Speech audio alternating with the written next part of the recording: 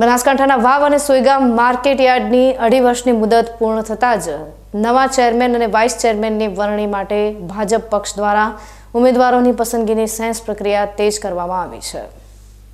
વાવ અને સુઈગામ માર્કેટ યાર્ડમાં ચેરમેન અને વાઇસ ચેરમેન પદ મેળવવા માટે સ્થાનિક રાજકારણમાં જબરદસ્ત ગરમાવો આવી ગયો છે અને આ હાઈ પ્રોફાઇલ જંગ માટે સેન્સ લેવાની મહત્વની પ્રક્રિયા હાથ ધરાઈ છે।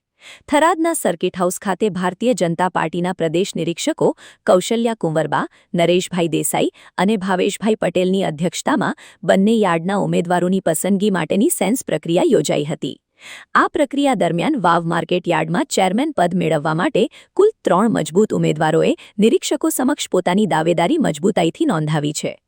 જ્યારે બીજી તરફ સુઈગામ માર્કેટ યાર્ડમાં ચેરમેનની ખુરશી મેળવવા માટે 2 દિગ્ગજ ઉમેદવારો વચ્ચે ભારે રસાકસી અને જંગ જોવા મળી રહ્યો છે। ભાજપના શીર્ષ નેતૃત્વ અને નિરીક્ષકો દ્વારા લેવાયેલી આ સેન્સ પ્રક્રિયાના અંતે હવે કોના શિરે જીતનો કળશ ઢોળાશે તેના પર સૌની નજર મંડાયેલી છે।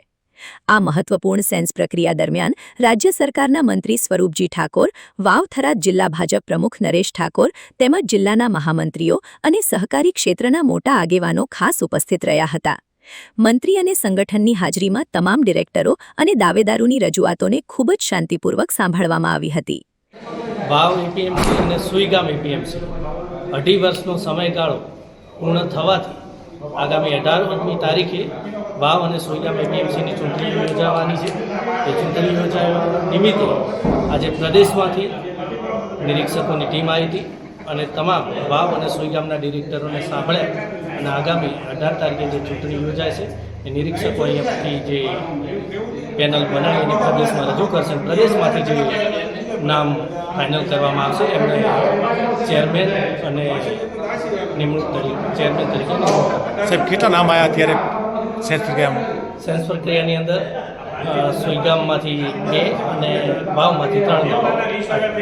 થરાદ સર્કિટ હાઉસ ખાતે યોજાયેલી આ સેન્સ પ્રક્રિયા બાદ હવે બંને માર્કેટ યાર્ડના નવા સુકાનીઓના નામની સત્તાવાર જાહેરાત ગમે ત્યારે પ્રદેશ કક્ષાએથી કરવામાં આવશે, જેને લઈને સહકારી આલમમાં ભારે ઉત્સુકતા વ્યાપેલી છે।